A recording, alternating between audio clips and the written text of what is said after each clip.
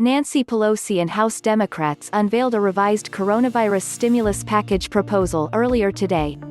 The relief package is an updated version of the $3.4 trillion HEROES Act that House Democrats passed in May and comes in at $2.2 trillion in cost. This bill provides the absolutely needed resources to protect lives, livelihoods and the life our democracy over the coming months, said Pelosi in a letter to her Democratic colleague. House Democrats released the text of the updated HEROES Act as well as a one-page summary. Here is what the new proposal includes. Negotiations over another coronavirus stimulus package have been at a standstill. The new Democratic proposal comes as Nancy Pelosi and Treasury Secretary Steven Mnuchin resumed talks in hopes of reaching an agreement before the November election.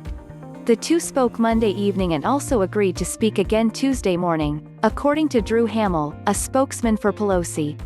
Mnuchin has indicated that his priorities for the next bill included additional aid for small businesses as well as additional assistance to the airline industry, both of which are included in Pelosi's updated proposal.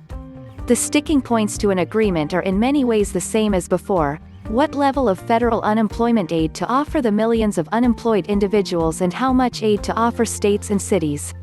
While the updated Democratic bill maintains the $600 weekly federal unemployment offer as the original HEROES Act, this may simply be a negotiating stance.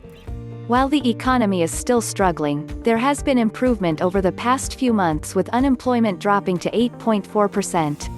At that unemployment rate, the case for compromising on the $600 per week unemployment insurance is much stronger, said Jason Furman, former chair of Obama's Council of Economic Advisors and currently a professor with Harvard's Kennedy School of Government, in an interview.